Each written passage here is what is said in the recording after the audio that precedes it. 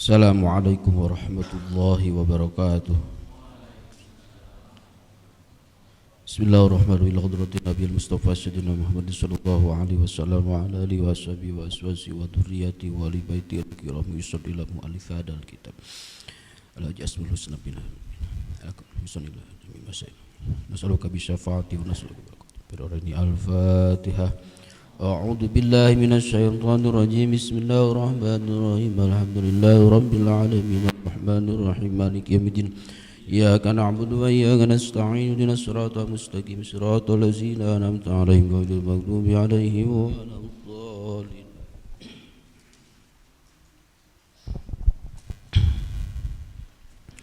Bismillahirrahmanirrahim.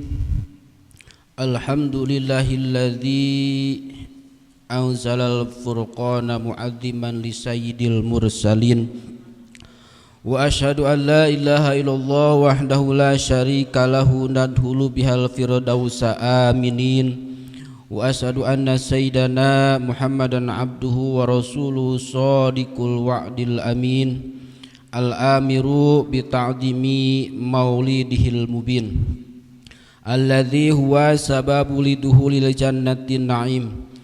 Qala Allah Ta'ala fil Qur'anil Karim wa ma arsalnaka illa rahmatan lil alamin. Wa qala Rasulullah sallallahu alaihi wasallam man a'dhama maulidi kuntu syafi'an lahu yaumal qiyamah. Wa qala Sayyidu As-Sitru Siqti man qasada maudhi'an yuqra'u fihi maulidun nabi sallallahu alaihi wasallam faqad utiya rodatan min riyadil jannah. Shadaqallahul azim wa shadaqa rasulun nabiyul karim wa nahnu ala dzalika minasyahidin wasyakirin walhamdulillahi rabbil alamin. Amma ba'd. Para hadirin jamaah rahimakumullah yang sama-sama dirahmati Allah Subhanahu wa taala. Pada kesempatan pagi hari ini alhamdulillahirabbil alamin, kita semua masih bisa berkumpul bermuajahah dalam rangka thalabul ilmi, yang mana pada bulan ini adalah masih suasana bulan Rabiul Awal, bulan di mana dilahirkannya Kanjeng Nabi Muhammad sallallahu alaihi wasallam. Dalam satu keterangan dikatakan barang siapa yang menceritakan ahli Allah maka turunlah rahmat. Apalagi menceritakan kisah baginda Rasul sallallahu alaihi wasallam yang sudah jelas. Barang siapa yang menceritakan hari kelahiran baginda Rasul, maka kata Nabi kuntu syafaati yaumal qiyamah, maka orang tersebut akan mendapatkan syafaat di hari kiamat. Dan mudah-mudahan kita semua termasuk golongan yang mendapatkan syafaat baginda, amin ya Allah ya rabbal alamin. Nah, di kesempatan pagi hari ini kita akan bahas bagaimana awal mulanya baginda Rasul sallallahu alaihi wasallam itu dilahirkan. Ini mudah-mudahan kita semua mendapatkan rahmat dan keberkahan atas dibacakannya maulid baginda Rasul sallallahu alaihi wasallam. Para hadirin jamaah rahimakumullah, Allah Subhanahu wa taala sebelum menciptakan Kanjeng Nabi Adam, bahkan sebelum menciptakan dunia dan isinya, maka Allah Subhanahu wa taala terlebih dahulu menciptakan nur Kanjeng Nabi Muhammad sallallahu alaihi wasallam. Singkat cerita, Allah Subhanahu wa taala menciptakan Kanjeng Nabi Adam. Begitu Allah menciptakan Kanjeng Nabi Adam di surga, lalu Allah menitipkan nur Kanjeng Nabi Muhammad ke dalam tubuh daripada Kanjeng Nabi Adam alaihissalam, wakila di tulang iganya. Terus berlanjut nur titipan Allah yang dititipkan kepada Kanjeng Nabi Adam lalu kembali dititipkan kepada Kanjeng Nabi Nuh alaihi salatu wassalam. Nur Kanjeng Nabi, Pak. Setelah dititipkan kepada Kanjeng Nabi Nuh alaihi salam, lalu dititipkan nur Kanjeng Nabi kepada Kanjeng Nabi Ibrahim alaihi salatu wassalam. Terus berlanjut seperti itu, terus hingga sampailah nur tersebut kepada ayahandanya, yaitu Sayyidina Abdullah bin Abdul Muthalib bin Hashim. Begitu nur Kanjeng Nabi dititipkan kepada ayahanda yang bernama Sayyid Abdullah. Nah, ini unik. Falama kana dzalika nur fi abihi syahsyahat lahul bashariyah wa asyraqat alaihil anwarul mudiah wa kana idza marata nahara in syaqqa minhu rawahil miski wal anbar. Ketika nur Kanjeng Nabi, para hadirin, dititipkan di bapaknya atau di ayahandanya, yaitu Sayyid Abdullah, maka menatap seluruh mata-mata orang Arab pada saat itu kepada Sayyid Abdullah. Karena apa? Karena cahaya yang berkilau dalam diri sosok seorang Abdullah bin Abdul Muthalib. Allahu Karim. Gak ada orang saat itu tidak bisa menatap sosok seorang Abdullah bin Abdul Muthalib. Bercahaya. Ini dititipi oleh Allah nur Kanjeng Nabi. Wa kana idza marra naharon in syaqqa minhu rawayul miski wal anbariyah. Tatkala di mana-mana Sayyid Abdullah melewati masa di siang hari, maka tercium wangi yang sangat luar biasa, wanginya seperti minyak misik dan wangi minyak anbar. Wangi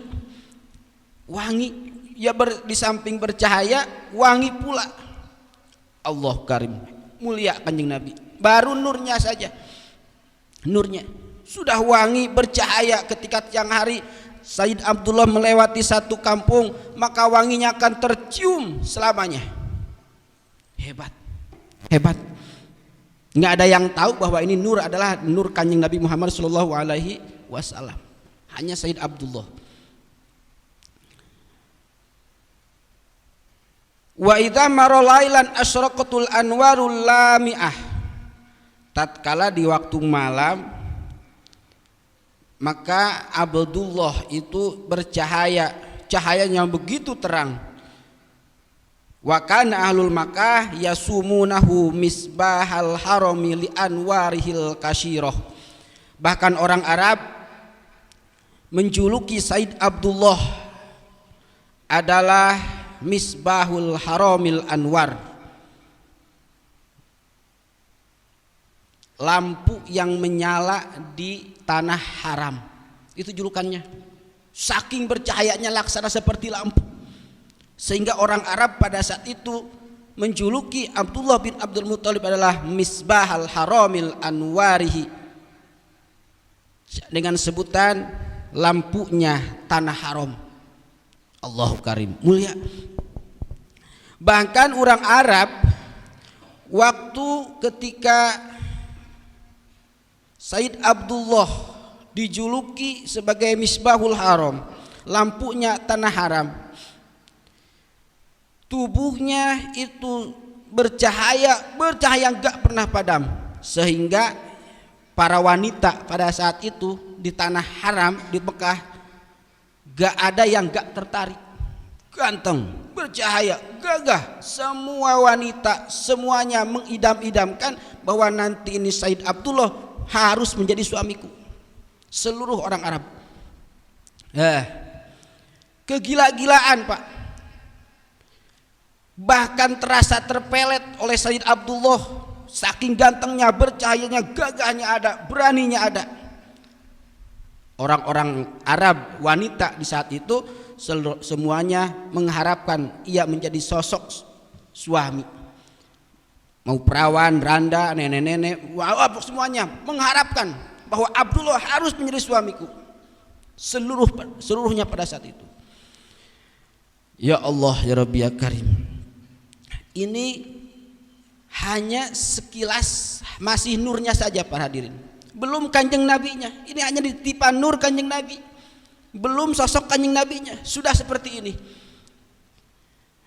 Ya Abdullah, ma yaslahu kanzan lima hamanat hauminal wadi'atil illa batna aminatal maniyah.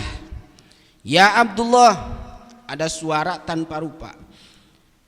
Ya Abdullah, ma yaslahu kanzan lima hamal tahu minal wadi'ah. Hei Abdullah, tidak ada pantas buat kamu menyimpan titipan dari Allah Subhanahu wa taala kecuali titipan itu kau kasih kepada seorang istri yang bernama Siti Aminah yang bagus. Siti Aminah belum ada. Said Abdullah tertarik semua wanita dan mengharapkan raja-raja pada saat itu menjadi suami-suaminya, tapi nggak bisa karena ada suara tanpa rupa. Ya Abdullah, kamu harus menikah, titipkan itu nur kepada Siti Aminah. Langsung dari Allah, Pak. Akhirnya singkat cerita, Siti Aminah dilamar atau dihitbah oleh Sayyid Abdullah. Dilamar seperti biasa, langsung nikah secara agama Islam. Nah ini begitu pernikahan terjadi, maka saat itu juga Siti Aminah dibenci oleh seluruh wanita-wanita di Mekah, Pak. Siti Aminah nikah bersama Sayyid Abdullah. Langsung wanita di Mekah itu langsung membenci kepada Siti Aminah. Bahkan ada yang sampai istri-istri itu sampai meninggal. Ada golongan turunan Abdul Manaf sampai meninggal karena nggak nerima takdir bahwa Abdullah kenapa mesti menikah dengan Siti Aminah. Kenapa enggak dengan saya? Hebat, Pak. Hebat Sayyid Abdullah. Wanita-wanita sampai meninggal gak jadi menikah dengannya. Bahkan sebagian lagi turunan dari Bani itu hanya sebatas sakit parah, gak sampai meninggal. Tapi kalau dari turunan Abdul Manaf itu sampai meninggal.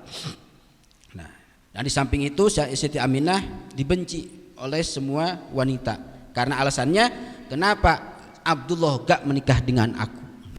Ini hebat. Nah ini langsung dari Allah bahwa titipannya harus dititipkan, dialihkan, dipindahkan kepada Siti Aminah.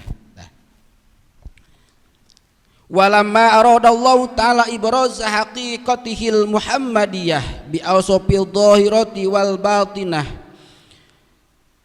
Tatkala Allah Subhanahu wa taala bermaksud mendohirkan datnya kanjeng Nabi, ini baru didohirkan, diperlihatkan datnya kanjeng Nabi Muhammad sallallahu alaihi wasallam dan sifat dohir batin, maka Allah memindahkan cahaya yang disimpan dalam diri Abdullah itu dipindahkan kepada Siti Aminah. Ini dipindahkan kepada Siti Aminah istrinya. Lalu Sayyid Abdullah berkata kepada Siti Aminah, bi an qala awalan lahu abuhina arada ay ya'tiyaha mal istimta'iyah. Ya Aminah, sekarang ini kata Sayyid Abdullah setelah pernikahan, ya Aminah, sekarang kau ambil wudu. Setelah ambil wudu, engkau memakai wangi-wangian, lalu setelah memakai wangi-wangian masuk kamar. Tujuannya apa? Aku akan memindahkan nur ini, cahaya ini kepada rahimmu. Akhirnya wudu, setelah itu memakai wangi-wangian, masuk kamar, dijima. oleh Said Abdullah Siti Fatimah. Setelah selesai dijima, maka cahaya yang ada dalam Said Abdullah langsung saat itu juga, seketika itu juga langsung hilang, pindah kepada rahim Siti Aminah. Wah, lebih hebat. Sehingga Siti Aminah pada saat itu tambah cantik, tambah segalanya, tambah bercahaya, tambah semuanya. Nur Kanjeng Nabi sudah masuk ke dalam rahim Siti Aminah. Fal ana hasalalahal hamlu wa dzalika fi tis'ati ashhurin qamariyah wa fi kulli syahrin minna atha fi alfil manami ba'dun minal anbiya'il akhbariyah wa fi awali syahrin atau fil manami Adam abul basyariyah. Nah, setelah dijima barulah langsung seketika itu langsung hamil. Siti Aminah langsung hamil. Hamilnya berapa bulan? Hamilnya normal 9 bulan. Hamilnya 9 bulan. Dan uniknya para hadirin, ketika Siti Aminah hamil, di bulan pertama Siti Aminah kedatangan Kanjeng Nabi Adam, yang mana Kanjeng Nabi Adam menjadi Abul Basyariyah, bapaknya seluruh makhluk. Siti Aminah mengandung di usia 1 bulan. Siti Aminah didatangi oleh Kanjeng Nabi Adam melalui impian. Kata Kanjeng Nabi Adam kepada Siti Aminah, "Ya Siti Aminah, sekarang kau lagi mengandung seorang anak, nanti anak ini akan menjadi makhluk yang paling agung sealam dunia. Aku titip pesan kepadamu, ketika nanti anak ini lahir, berilah nama dengan nama Muhammad, Abdul Makhluk." Kanjeng Nabi Adam memberikan amanat itu di bulan pertama.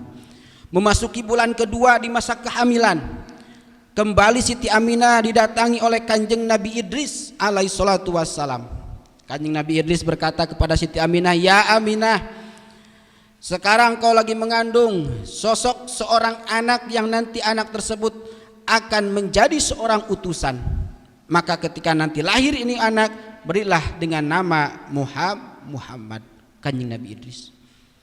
Di bulan ketiga Siti Fatimah didatangi oleh Kanjeng Nabi Nuh alaihissalam. Lalu Kanjeng Nabi Nuh berwasiat, "Wahai Aminah, ketika nanti ini anak lahir, berilah ini anak dengan sebutan atau dengan nama Muhammad Shahibus Syafa'ah, Muhammad yang akan menjadi pemberi syafaat."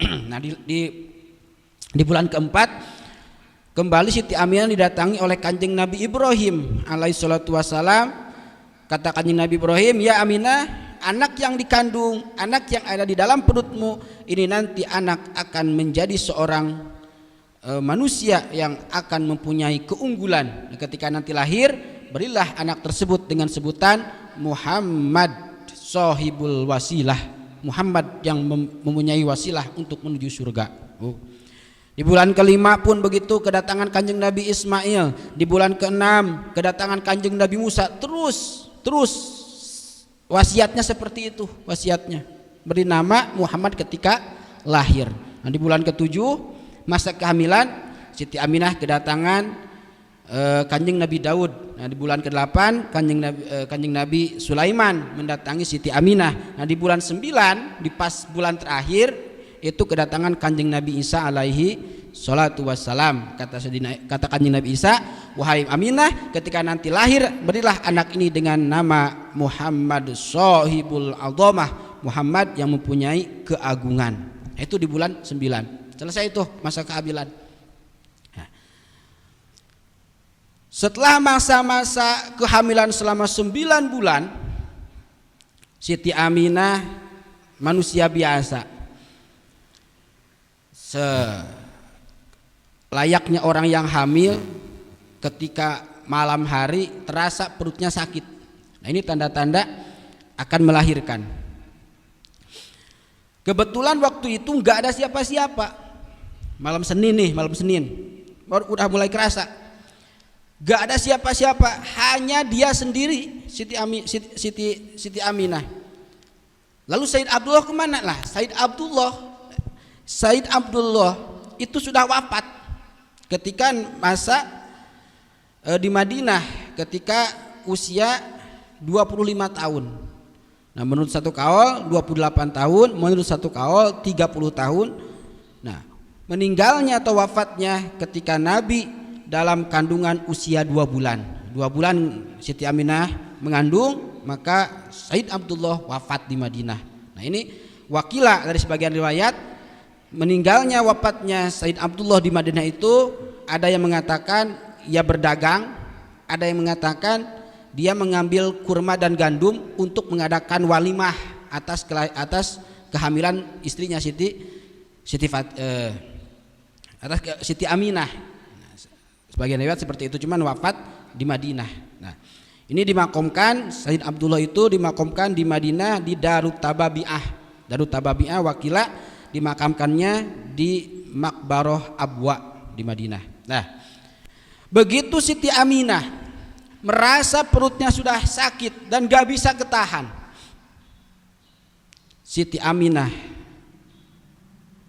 lagi merasakan sakit perut, maka datanglah 2 sosok seorang istri. Yang pertama Siti Asyah, yang kedua Siti Maryam di Hadratil Qudsiyah, dari Hadratil Qudsiyah. Nah, yaitu surga, langsung dibantu oleh surga, oleh wanita surga. Begitu langsung melahirkan, saat melahirkan malam Senin sebelum subuh, di waktu fajar sebelum subuh, Siti Aminah langsung melahirkan sampai cahaya terang benderang sealam dunia, seluruh bumi yang tadinya gelap gulita menjadi terang benderang. Lahirlah Kanjeng Nabi. Lahir Kanjeng Nabi malam Senin sebelum subuh. Cahaya ngempur, cahaya berkilau sealam dunia, gak ada orang yang gak melihat cahaya tersebut saat itu. Maka datanglah syairan, Tola'al badru alaina min saniyatil wada. Hari Senin sebelum fajar. Allah Karim. Lahirlah sosok seorang bayi yang luar biasa yang akan menjadi abdulul makhlukin, menjadi rajanya seluruh makhluk. Kanjeng Nabi Muhammad sallallahu alaihi wasallam lahir. Falamma kharaja nabiyuna min batni ummi kharraj sajidan ila disupliyah. Ini irhas Kanjeng Nabi, keunikan. Itu kan perlu diketahui nih, ada yang disebut irhas, ada yang disebut mukjizat. Irhas itu adalah khawarikul adat, kebiasaan yang memang gak masuk logika secara adat. Itu irhas cikal bakal sosok tersebut menjadi sosok seorang nabi. Itu irhas disebutnya. Kalau sudah menjadi nabi dan rasul baru mukjizat. Nah, sebelum diangkat menjadi nabi dan rasul disebut irhas. Setelah menjadi nabi dan rasul disebut mukjizat. Nah, itu irhas. Nah, irhas Kanjeng Nabi oleh Allah diperlihatkan ketika begitu Nabi lahir sajidan, dalam keadaan sujud. Dalam keadaan sujud, Pak. Falamma kharaja nabiyuna min batni ummi kharraj sajidan ila disupliyah. Tatkala Kanjeng Nabi lahir ke alam dunia sajidan, posisinya langsung sujud. Begitu langsung sujud, dalam sujudnya lahir Kanjeng Nabi sujud. Dalam sujudnya Kanjeng Nabi langsung membaca. Ini anak bayi luar biasa keanehannya. Irhas kembali Allah perlihatkan. Di samping sujud langsung Kanjeng Nabi membaca Allahu Akbar kabiro walhamdulillahi kasiro wa subhanallahi bukrata wa asila. Dalam sujudnya. Lah kalau anak kita kan begitu lahir oe. Enggak, Kanjeng Nabi mah sujud subhanallah Allahu Akbar kabiro walhamdulillahi kasiro wa subhanallahi bukrata wa asila. Setelah itu kembali Allah perlihatkan irhas kembali. Kanjeng Nabi bersin, Pak. Bersin pertama kali, bersin. Begitu bersin, langsung Kanjeng Nabi muji kepada Allah, alhamdulillahirabbil alamin. Dijawab oleh malaikat, yarhamu kallah. Kembali dijawab oleh Kanjeng Nabi, yahdikumullah wallahu yuslihu balakum. Allahu karim. Ini awal mulanya kita disunatkan bersin membaca seperti itu dan menjawabnya. Ternyata oleh Kanjeng Nabi seperti itu ketika Kanjeng Nabi lahir. Kanjeng Nabi sujud membaca tasbih langsung bersin, membaca alhamdulillahirabbil alamin, dijawab oleh malaikat yarhamukallah, dijawab kembali oleh Kanjeng Nabi yahdikumullah wa yuslihu balakum. Oh, anak bayi seperti itu. Irhas kembali. Ini anak berarti ini anak bakal menjadi sayyidul mursalin. Langsung malaikat menjawabnya. Nah, setelah Nabi tadi bersin, lalu Kanjeng Nabi mengangkat kepalanya ke atas sendiri, bayi ini mengangkat ke atas. Lah ini kan nggak mungkin. Kalau ini terjadi kepada anak kita ini nggak mungkin. Masa anak seorang bayi yang baru lahir bisa mengangkat kepala sendiri? Kan nggak mungkin. Tapi Kanjeng Nabi oleh Allah, dengan kekuasaan Allah diangkat kepalanya perlahan-perlahan. Ini isyarat ketika kepala Kanjeng Nabi mengangkat, isyarat bahwa ini nanti sosok ini akan menjadi sosok yang tinggi derajatnya, tinggi keagungannya, tinggi dari setiap makhluk. Maka ini isyarat. Hebat. Terus Siti Aminah bahagia kan? Bahagia atas kelahirannya putranya. Akhirnya dibawa oleh Siti Aminah kepada eyangnya yaitu Abdul Muthalib. Nah, singkat cerita para hadirin, nah ketika Kanjeng Nabi Muhammad SAW lahir, ini beberapa kali mendapatkan keanehan. Dalam satu qasidah disebutkan wa wulida Muhammadan sallallahu alaihi wasallam nadifan mahtunan maqtu asyurrati biyadil qudratil ilahiyah. Lahir Kanjeng Nabi ke alam dunia dalam keadaan nadifan mahtuna, dalam keadaan suci, mahtunan sudah dihitan. Nah, anak kita lahir mana ada yang sudah dihitan, ya kan? Kanjeng Nabi nadifan mahtunan sudah bersih, gak ada bekas ari-ari, gak ada darah, gak ada apa-apa, mahtunan langsung dihitan. Nah ini thayyiban dahinam maqulatan bi kuhlil ainayati ainah, bahkan di samping bersih sudah suci, sudah bersih, thayyiban dahinam maqulatan bi kuhlil ainayati ainah. Kanjeng Nabi itu wangi, Pak. Wangi luar biasa. Waqilah hotanahu, nah, bahkan dalam satu riwayat waqilah hotanahu jatuhu ba'da samilayali sawiyah. Bahkan dalam satu riwayat yang menghitan itu adalah kakeknya dalam usia 7 hari. Nah, langsung mengadakan walimah dan langsung diberi nama Muhammad oleh kakeknya yang bernama Abdul Muthalib.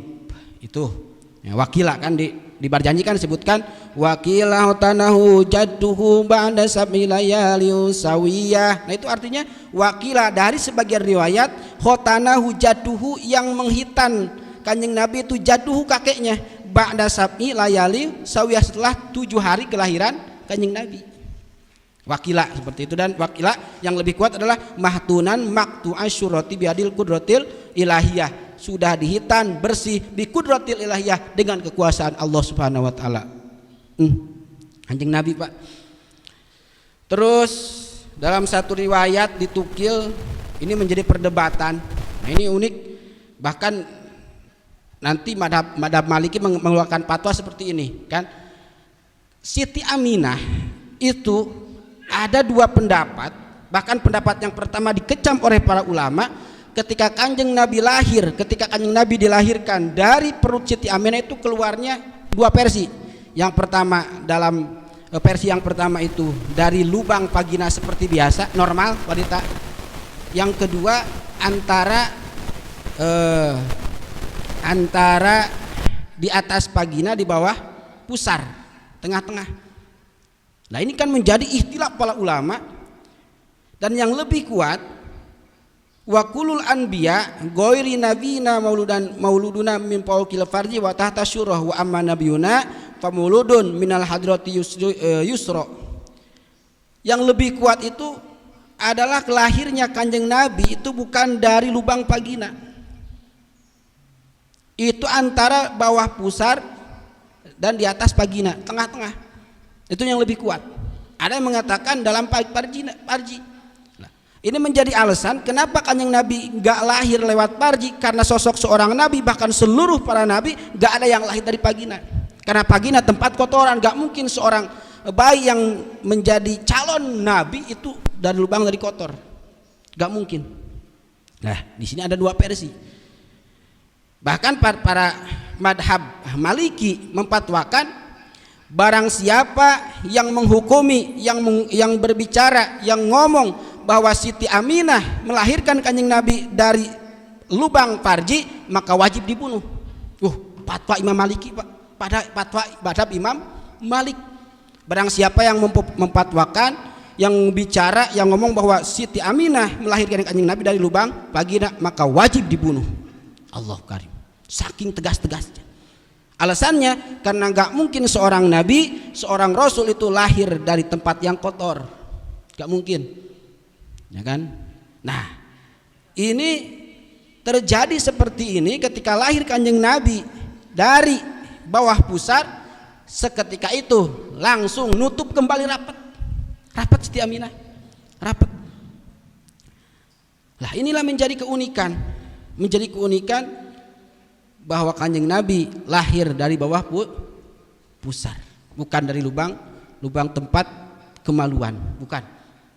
Ini langsung seketika itu nutup kembali. Ini terjadi di hari Senin sebelum fajar. Nah, ini para hadirin jamaah rahimakumullah yang sama-sama dirahmati Allah Subhanahu wa taala. Allah Subhanahu wa taala memberikan irhas kepada Kanjeng Nabi itu 7. Yang pertama, setiap yang hamil itu suka merasakan kepayahan dan masyakot. Artinya sosok seorang wanita ketika hamil pasti akan merasakan payah dan lain sebagainya. Tapi enggak dengan sosok Siti Aminah. Mengandung Kanjeng Nabi selama 9 bulan enggak ada kerasa bahwa lagi hamil. Nah, ini menjadi kudratil ilahiyah, menjadi kekuasaan Allah. Ketika Kanjeng Nabi dalam kandungan, Siti Aminah enggak merasakan apa-apa. Satu irhasnya. Yang kedua, tiap-tiap manusia, seorang wanita melahirkan itu suka sakit ketika mengeluarkan bayi. Mau cesar, mau normal, tetap sakit, ya kan? Tapi sosok Siti Aminah bi kudratil ilahiyahnya Allah itu enggak terjadi seperti itu. Ini hebat, enggak merasa sakit. Yang ketiga, setiap anak yang dilahirkan itu suka tengkurap atau terlentang, lahirkan mau tengkurap atau terlentang. Setiap anak pasti seperti itu lahirnya. Tapi enggak dengan Kanjeng Nabi. Kanjeng Nabi lahir sajidan, dalam keadaan sujud. 3 tuh. Yang keempat, Kanjeng Nabi Muhammad ketika dilahirkan itu sudah dihitan. Enggak mungkin anak yang lain ketika lahir sudah dihitan. Ini terjadi kepada para nabi. Gak setiap para nabi dan para rasul dilahirkan sudah dihitan. Dalam satu riwayat 25 nabi yang wajib kita ketahui dari mulai Kanjeng Nabi Adam sampai dengan Kanjeng Nabi Muhammad, maka 15 nabi posisinya sudah dihitan. 15 berarti sisa 10. Ada 10 nabi yang belum dihitan. Di antaranya adalah Kanjeng Nabi Ibrahim alaihi salam. Nah, Kanjeng Nabi Ibrahim kan lahir gak dihitan. Kanjeng Nabi Ibrahim dihitan itu usia 80 tahun, ya kan? Usia 80 tahun. Adalah syariat untuk dihitan, itu syariat Kanjeng Nabi Ibrahim. Nah, berarti Kanjeng Nabi Ibrahim begitu dilahirkan gak seperti Kanjeng Nabi sudah dihitan, belum dihitan Kanjeng Nabi Ibrahim. Nah, yang kelima, ketika hari Senin, bangsa jin ketika lahir Kanjeng Nabi itu sebelum subuh, bangsa jin itu nggak bisa naik ke langit, Pak. Bangsa jin nggak bisa naik ke langit. Biasanya setiap hari bangsa jin itu suka naik ke atas mendengarkan perkataan malaikat untuk dibawa kabar ke bumi. Tiap hari tuh jin itu naik mendengar perkataan apa yang akan terjadi di bumi oleh perintah Allah melalui malaikat. Nah, jin nguping. Nah, begitu jin nguping, nah datanglah ke bumi si jin tuh biasanya memberitahu kepada orang-orang yang ahli maksiat, perdukunan tuh, oh besok bakal anu ramalan. Ramalan. Itu bangsa jin itu menguping, mendengarkan kata Allah, wahai malaikat, besok ada bencana. Wahai malaikat, minggu bakal anu. Nah, jin mendengar. Lalu jin turun ke bumi memberi tahu kepada orang-orang yang jahat. Nah, akhirnya dibuatlah ramalan. Nah, seperti itu, zodiak pakai. Nah, seperti itu. Nah, saat itu ketika Nabi lahir, jin gak bisa naik. Semua pintu langit tertutup di hari Senin tuh sebelum fajar.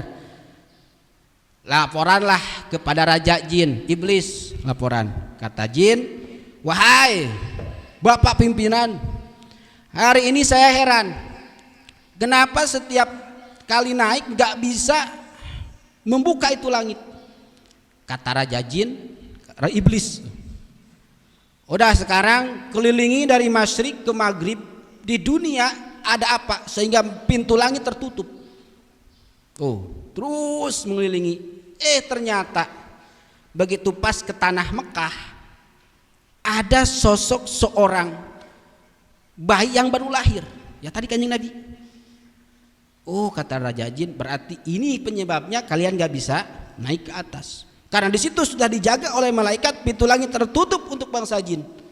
Maka saat itu juga ketika tahu ada di tanah Mekah lahir sosok seorang bayi yang mengeluarkan cahaya, raja jin, iblis, raja setan, iblis langsung menjerit kecelakaan. Nabi akhir zaman, nabi pembawa syariat sudah lahir. Iblis, Pak. Nah, akhirnya iblis gak bisa naik. Nah, itu 6 keunikannya itu adalah ketika mukjizat Siti Halimah Sa'diyah. Nah, ini begitu Kanjeng Nabi lahir, disusuilah oleh Halimah Sa'diyah. Halimah Sa'diyah ini unik, diangkat derajatnya setelah Kanjeng Nabi lahir. Halimah Sa'diyah sosok seorang perempuan yang miskin, terhina di kalangan Mekah, terhina. Bahkan gak ada sosok anak yang sebelumnya itu disusuin kepada Sa'diyah, Halimah Sa'diyah, nggak ada, karena saking miskinnya, saking hinanya, nggak ada yang mau. Tapi kenapa begitu Kanjeng Nabi lahir disusui oleh Halimah Sa'diyah, maka saat itu susunya menjadi banyak, dan herannya lagi hewan-hewannya, terus unta, kambing menjadi gemuk. Nah, ini maka setelah Siti Halimah Sa'diyah menyusui Kanjeng Nabi, banyaklah orang yang menjadi kagum. Berarti bayi inilah bukan sosok seorang bayi yang sembarangan. Hebat. Nah, subur makmur, langsung tanam-tanaman subur makmur, terus semuanya subur makmur atas kelahiran Kanjeng Nabi. Nah, ini menjadi irhas oleh Allah, diberikan kepada Kanjeng Nabi. Nah, yang selanjutnya keanehan terjadi ketika Kanjeng Nabi lahir. 4 jihad dari juru Ka'bah, 4 jihad keluar suara. Nah, ketika itu seluruh berhala menjadi roboh. Nah, ini 4 jihad. Nah, yang selanjutnya yaitu ketika Kanjeng Nabi lahir, banyak sekali keanehan yang memang ini di luar akal nalar kita. Tapi ini menjadi pertanda bahwa Kanjeng Nabi itu sudah lahir dengan membawa syariat. Bahkan dari sebagian riwayat dikatakan Raja Faris itu kan menyembah api selama 1000 tahun, apinya gak pernah padam. Tapi begitu malam Senin Kanjeng Nabi lahir, padam. Kaget, ini ada apa ini? Selama 1000 tahun belum pernah padam, ini menjadi padam. Ternyata lahirlah Kanjeng Nabi. Nah, ini sudah tanda-tandanya, sudah kenyataan ketika lahir. Apalagi nanti setelah menjadi nabi, setelah menjadi rasul. Nah, insya Allah akan kita bahas di sesi selanjutnya. Baik para hadirin jamaah rahimakumullah, sosok seorang Kanjeng Nabi yang kita agungkan dan kita muliakan sosoknya, dari lahirnya pun kita sudah begitu merasa bahagia dengan keanehan dan ketakjubannya. Nah, untuk itu kata Kanjeng Nabi, man adzama maulidi kuntu syafi'an yaumal qiyamah. Barang siapa yang memuliakan hari kelahiranku, maka kuntu syafi'an yaumal qiyamah, akan aku berikan syafaat di hari kiamat. Nah, ini jelas hadisnya. Jadi Kanjeng Nabi lahir, kita merasa bahagia, maka syafi'an lahu yaumal qiyamah. Jangankan sosok seorang itu, beberapa kali saya bicara, Pak. Sosok seorang Abu Lahab pun, sosok seorang paman Kanjeng Nabi yang sudah jelas-jelas kekafirannya, yang sudah jelas-jelas Al-Qur'annya diabadikan oleh Allah dalam Al-Qur'an, tabat yada abi lahabin wa tab, terkutuk Abu Lahab. Tapi Abu Lahab diberikan keringanan oleh Allah siksanya setiap malam Senin, gak pernah disiksa. Di samping itu dari jari jemarinya keluar minum. Nah, ini menjadi penyebabnya apa? Ternyata begitu tadi Kanjeng Nabi lahir, Abu Lahab kan pamannya, adik daripada Abdul Muthalib, berarti paman ke Kanjeng Nabi, merasa bahagia bahwa Siti Aminah sudah lahir, aku sudah punya keponakan baru. Saat itu Abu Lahab punya budak namanya Suwaibah. Nah, Suwaibah ini sosok seorang budak. Kata Abu Lahab, wahai Suwaibah, hari ini engkau bebas, aku bahagia atas kelahiran Siti Aminah. Sekarang kamu silahkan pergi ke rumah Siti Aminah untuk menyusui bayinya. Aku bahagia, aku bebaskan. Bebas. Itu merasa bahagia seperti itu. Akhirnya Abu Lahab oleh Allah setiap malam Senin diringankan siksanya dan diberi minum dari jari jemarinya, sebab memerdekakan Suwaibah. Allah Karim, sosok seorang Abu Lahab. Apalagi kita hadirin yang mencintai sosok seorang Kanjeng Nabi, masa sih kita nggak peduli dengan hari kelahiran? Lah, apakah ada maulid di zaman Kanjeng Nabi? Apakah Nabi sendiri mengadakan maulid? Ya, kan kita maulid itu kan setiap setahun sekali, memperingati hari kelahiran Nabi 1 tahun sekali. Kanjeng Nabi mah enggak, Pak. Kanjeng Nabi mah setiap minggu. Sahabat kan nanya, ya Rasul, kenapa engkau selalu berpuasa di hari Senin? Nabi menjawab, aku puasa hari Senin karena hari Senin hari kelahiranku. Aku menghormati hari kelahiranku, maka aku di hari ini aku puasa. Oh, nah kita mah puasa Senin nggak bisa, atau setahun sekali memperingati maulid Kanjeng Nabi. Dengan cara apa? Kita merasa bahagia, kita dengan cara bersedekah dan lain sebagainya, bentuk cinta kepada Kanjeng Nabi. Enggak jelas ini surga, jelas surga. Banyak hadisnya, Pak, banyak hadisnya, banyak keterangannya.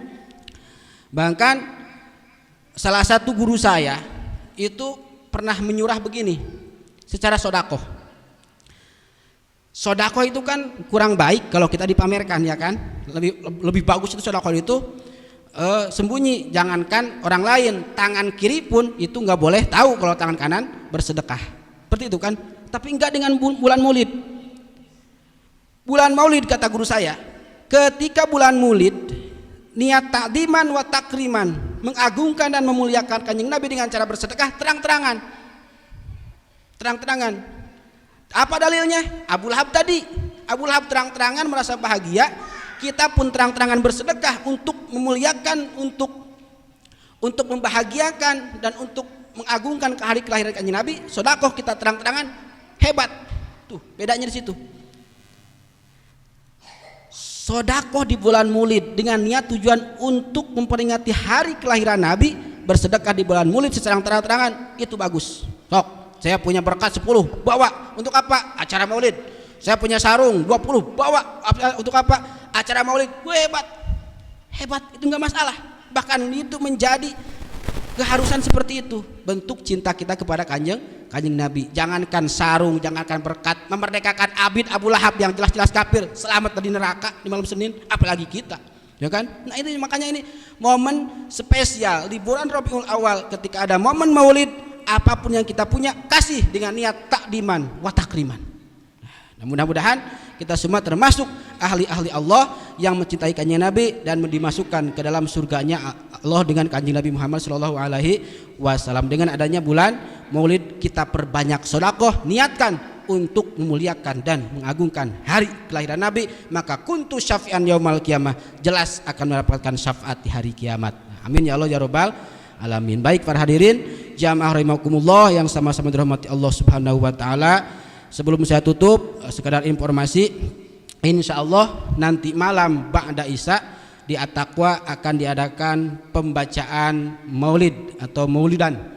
Insyaallah nanti yang punya berkat 1, 2 atau 3 atau enggak bawa pun enggak masalah, yang penting hadir pun sudah alhamdulillah. Kita enggak punya atuh hadir mah haruslah ya, masa sedekah enggak hadir enggak, nah itu mah enggak terlaluan. Masa kita enggak cinta kepada Kanjeng Nabi? Kata Kanjeng Nabi, barang siapa yang menghidupkan malam-malam di kelahiranku, maka nanti dosanya akan terhapus dan meninggalnya dalam keadaan husnul khotimah. Insyaallah nanti malam di At-Taqwa akan diadakan maulid. Yang punya rezeki ataupun apa silahkan untuk dibawa dengan niat takdiman wa takriman. Ya, segitu informasi tentang maulid nanti ba'da Isya. Acaranya tahlil dan pembacaan berjanji, hanya seperti itu. Mudah-mudahan kita semua diberikan umur sehat oleh Allah Subhanahu wa taala. Amin ya Allah ya rabbal alamin. Mungkin itu saja yang bisa saya sampaikan. Mohon maaf atas segala kekurangan kehilapan. Kita tutup dengan doa. Allahumma sholli ala sayyidina Muhammadin fil awwalina wal akhirin wa barik wa sallim wa baraka wa ta'ala an kulli sahabati rasulillahi azmain. Allahumma hdina siratal mustaqim, Allahumma hdina siratal mustaqim, siratal ladzina an'amta 'alaihim minan nabiyyin wasiddiqin washuhada wassolihin wa sunna ulaika rafiqa dzalika lafallu bil kafa billahi alima. Sholli wa sallim ala jami'il anbiya wal mursalin walhamdulillahi rabbil alamin. Akhirul kalam, wassalamualaikum warahmatullahi wabarakatuh. Sallallahu Rabbuna